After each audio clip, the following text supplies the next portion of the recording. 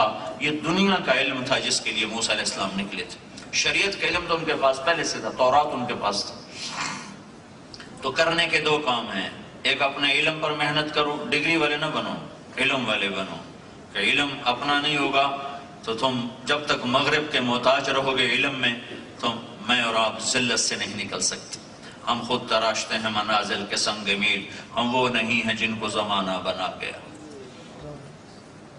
اپنے علم کو خود بناؤ، سنوارو، سیکھو، علم سیکھو، ڈگری نہ لو، علم سیکھو، علم والے بنو، ڈگری والے بنو نہ بنو، علم والے بنو، ایک محمدی بنو، سراپا محمدی میں ڈھلو، محمدی بنو۔ زندگی حضرت محمد صلی اللہ علیہ وسلم کے طریقے پر آ جائے تو تمہاری دنیا بھی بن گئی، تمہاری آخرت بھی بن گئی۔ جن استادوں سے پڑھ رہے ہو ان کا ادب، تمہارے لڑکے لڑکیاں اکٹھے پڑھتے ہیں، نظروں کی حفاظت رکھو، فاصلہ رکھو۔ شرم و حیا جس معاشرے سے نکل جاتا ہے وہ معاشرہ تباہ ہو جاتا ہے، وہ انسانیت کی بجائے درندگی پہ آ جاتا ہے۔ ایک حد فاصل اللہ نے مرد عورت میں رکھی ہے، جو معاشرہ اس کو مٹائے گا اس کی ہلاکت وہ اپنی آنکھوں سے دیکھے گا۔ آج مغرب کے پاس حل کوئی نہیں ہے کہ اس گندگی سے وہ کیسے نکلیں، کہ وہاں کی عورت نہ ماں ہے، نہ بیٹی ہے، نہ بہن ہے، نہ پھوپھی ہے، نہ خالہ ہے، وہاں کا مرد نہ باپ ہے، نہ بھائی ہے، نہ چاچا ہے، نہ بابا ہے، نہ دادا ہے، کچھ بھی نہیں، جانوروں کی طرح زندگی ہے۔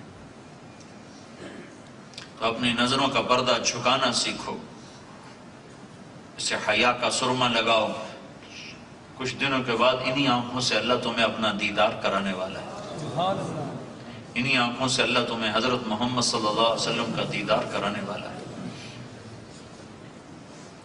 تو میرے عزیزو، اللہ آپ کا آنا مبارک کرے، خوش آئند ہے، بہت خوشی ہے تم اتنے آئے ہو، بہت زیادہ آئے ہو، اور اکثر نوجوان ہو۔ صبح صادق کی امید لگ گئی ہے کہ جب نوجوان طبقہ دین کی طرف آنا شروع ہو تو اس وقت ہدایت قریب ہوتی ہے۔ پچھلے دنوں ناروے میں تھا تو وہاں کے ساتھی بتا رہے تھے کہ نارویجن کہتے ہیں کہ تمہاری تیسری نسل جو یہاں مسجد میں جانے لگ گئی ہے، اس پر ہمیں بڑی حیرانی ہو رہی ہے کہ یہ ہمارے رنگ میں رنگنے کی بجائے یہ اپنے اسلام کی طرف کیوں لوٹ گئے ہیں، کس چیز نے ان کو مسجد کی طرف دھکیل دیا ہے۔ تو میری آپ سب سے گزارش ہے کہ اپنی زندگی میں حضرت محمد صلی اللہ علیہ وسلم والی زندگی لاؤ، آپ والے اخلاق لاؤ۔ میں نے شروع میں کہا تھا ایک جملہ مجھ سے لے لو، لا یقول الخلا، اس زبان کو تیز بول سے نکال دو، تند بولوں سے نکال، لوگوں کی سہ جاؤ، چپ کر جاؤ، تو اللہ تمہیں بڑی ان بلندیاں نصیب فرمائے گا۔ فرائض کے بعد سب سے بڑی چیز جو قیامت کے دن تولی جائے گی وہ تمہارے اخلاق تولے جائے گی۔ تو ایک اپنے علم کو بناؤ، ایک اپنے اخلاق کو بناؤ، ایک حضرت محمد صلی اللہ علیہ وسلم کی پاکیزہ زندگی کو سیکھو۔ تبلیغ میں اس کو سیکھنے کی محنت ہو رہی۔ میں ابھی چاڈ، سوڈان، کیمرون جیسے پسماندہ ملک ہیں، پتہ نہیں کیسی زندگی ہے، جانور انسان اکٹھے رہتے ہیں، اور آپ ایک گھنٹہ وہاں نہیں گزار سکتے جہاں لوگ نسلوں سے رہ رہے ہیں۔ وہاں یہ تبلیغ کا کام کیسے پہنچ گیا؟ ایک جماعت چلی 1600 کلومیٹر پیدل، اونٹ صحرا میں سے چل کے آئے، اونٹوں پر سامان، اور باجرے کو پانی میں بھگو کر نرم کر لیتے تھے، وہی کھا لیتے تھے۔ باجرہ کھاتے کھاتے 80 دن میں وہ اجتماع کے لیے پہنچے۔ وہاں اجتماع میں میں گیا تھا۔ وہاں کیسے تبلیغ کا کام پہنچ گیا؟ جنگلوں میں کیسے تبلیغ کا کام پہنچ گیا؟ یہ کوئی تحریک نہیں، یہ ایمان کی محنت ہے جس نے دنیا کے آخری کنارے تک لوگوں کو متاثر کیا ہے۔ تو میرے عزیزو، میری بات کا خلاصہ، اس سیرت کے آج کی مجلس کا خلاصہ، ایک اپنے اخلاق اچھے کرو، زبان قابو میں رکھو، گالی کا جواب گالی سے نہ دو، دعا سے دو، دعا سے دو، تھوڑا سا دل پہ پتھر رکھ لو، اور حضرت محمد صلی اللہ علیہ وسلم کی پاکیزہ زندگی اپنی زندگی بناؤ، اور علم کو علم کی بنیادوں پر حاصل کرو، علم کو صرف ڈگری کے لیے حاصل نہ کرو۔ اتنا کچھ کر لو گے تو اللہ تمہیں چمکائے گا، اللہ تمہیں عزت دے گا۔ چھٹیوں میں وقت لگاؤ، تبلیغ میں جاؤ، یہ جانا تمہارے ایمان کی ترقی، تمہارے عمل کی ترقی، تمہارے اخلاق کی ترقی، ہر طرح تمہیں بڑا اونچا لے کر جائے گا۔ اللہ تعالیٰ کی طرف سے ہدایت کا. اس نے ہر مہینے 3 دن لگانا شروع کیے. 6 سال کے بعد اللہ نے اس کا گانا بھی چھوڑا دیا، ناچ بھی چھوڑا دیا. مجھ سے بڑی داڑھی ہے، مجھ سے بڑی پگڑی ہے. جہاں گانے جاتا تھا وہاں اللہ کا پیغام سنانے جا رہا ہے. تو آپ سارے اس کی نیت کرو. جب نماز کا وقت ہو جائے تو نماز کو اپنے وقت پہ ادا کرو. کمروں میں نہ بیٹھے رہو. ہاں کلاس چل رہی ہے تو وہ تھوڑا سا آگے پیچھے کر لو. قضا ہونے لگے تو کلاس بھی چھوڑ دو. پھر کلاس نہ پکڑو، پھر نماز پکڑو. نماز نہیں چھوڑ سکتی، کلاس چھوڑ سکتی ہے، لیکچر چھوڑ سکتا ہے، نماز نہیں چھوڑ سکتا. قرآن اپنے کمروں میں رکھو. تمہارے ہاسٹلوں میں گانے کی آواز نہ آئے، تلاوت کی آواز. اللہ تعالیٰ قیامت کے دن کہے گا میرے وہ بندے کہاں ہیں جو دنیا میں گانا نہیں سنتے تھے، آج میں ان کو جنت کا گانا سناؤں گا. اب تمہاری مرضی ہے، یہاں کے طبلے سرنگیاں سن لو یا اللہ کی جنت کا گیت سن لو. تو وہ لوگ کھڑے ہوں گے، وہ مرد عورت کھڑے ہوں گے جو دنیا میں میوزک نہیں سنتے تھے، صرف وہی کھڑے ہوں گے. صرف ان کو یہ دولت ملے گی، باقیوں کو نہیں.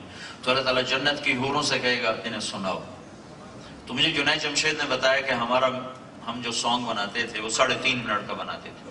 ایک گانا 1 مہینے میں، 1 ہفتے میں، 15 دن میں، 10 دن میں تیار ہوتا تھا 3.5 منٹ کا.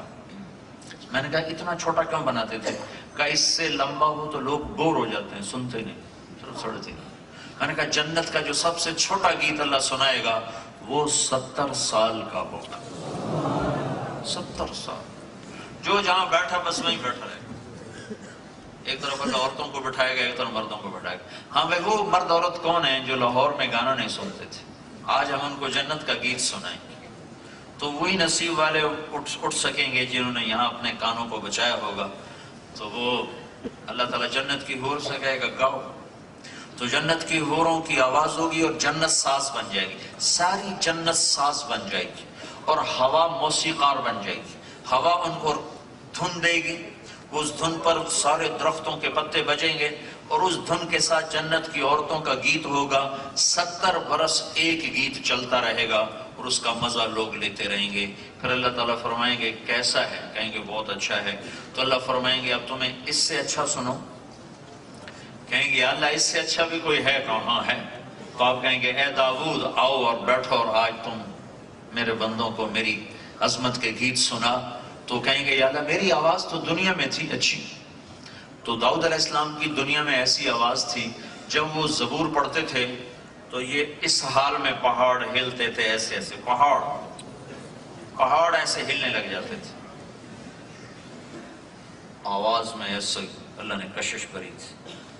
تو اللہ تعالیٰ فرمائیں گے میں نے تیری آواز واپس کر دی اور جنت میں مزید بڑھا دی ہے. تو جب داؤد علیہ السلام سر اٹھائیں گے اور جنت ساز بنے گی تو جنت والوں کو جنت بھی بھول جائے گی، اس میں گم ہو جائیں گے. آواز میں ایک طاقت ہے. پھر اللہ تعالیٰ فرمائیں گے کیسا ہے؟ کہیں گے بہت اچھا. تو اللہ تعالیٰ فرمائیں گے اب میں تمہیں اس سے اچھا سناؤں. کہیں گے یا اللہ اس سے اچھا بھی ہے؟ ہاں اس سے اچھا بھی ہے. یا حبیبی یا محمد، اے میرے حبیب اے محمد، تعالی ارقى المنبر، آؤ ممبر پہ بیٹھو سناؤ انہیں. اب جنت کا ساز، میرے محبوب کی آواز، یہ ساز و آواز یہ مل کر جنت کیا اپنا آپ ہی بھول جائیں گی. پھر اللہ تعالیٰ آپ کی آواز بند فرمائیں گے اور پھر کہیں گے کیسی؟ کہیں گے زبردست. تو اللہ تعالیٰ فرمائیں گے اس سے اچھا سناؤ. کہیں گے یا اللہ اس سے اچھا بھی کوئی ہو سکتا ہے؟ کہاں. اس سے اچھا تمہارا رب ہے جو تمہیں خود سنائے. تو اللہ کہیں گے اب میری باری، اب میں سناؤں. یہ صلہ ہے طبلے سرنگی سے کان بچانے کا، آج میں تمہیں سناؤں گا. اب اللہ کو ساز کی ضرورت نہیں، جنت خود خاموش ہو جائے گی. اور اللہ تعالیٰ فرمائیں گے جنت کے فرشتے سے پردے ہٹا دے، رضوان پردے ہٹا دے، میرے بندے بندیاں میرا دیدار بھی کریں، میرا کلام بھی سنیں. تو کائنات کی افضل ترین، جنت کی افضل ترین شے ہے اللہ کا دیدار. تو ایسے پردے اٹھیں گے اور اللہ سامنے آئے. اور میرے نبی نے فرمایا اللہ ہر شریک مجلس کا نام لے کر اس کا حال پوچھے گا، اس کی کیفیت پوچھے گا اور اس سے یہ پوچھے گا خوش تو ہو، راضی تو ہو، خوش ہو نا، راضی ہو نا، کوئی کمی تو نہیں، کوئی تکلیف تو نہیں؟ پھر اللہ تعالیٰ کیا کرے گا؟ پھر اللہ قرآن سنائے گا، اس آواز پر پھر جنت بھی دم بخود، پانی بھی دم بخود، مرد بھی دم بخود، عورتیں بھی دم بخود، سب اسی میں گم ہو جائیں گے، اور اس وقت صرف کانوں سے آپ نہیں سنیں گے، جسم کا ہر رونگٹا کان بن جائے گا، اور اس سے آواز اندر جائے گی۔ اگر موت مر نہ گئی ہوتی تو اللہ کی آواز سب کے کلیجے پھاڑ دیتے، موت مر گئی۔ تو یہ صلہ ہے کہ تمہاری یونیورسٹی میں کہ ہاسٹلوں میں میوزک نہ بج رہا ہو، قرآن چل رہا ہو۔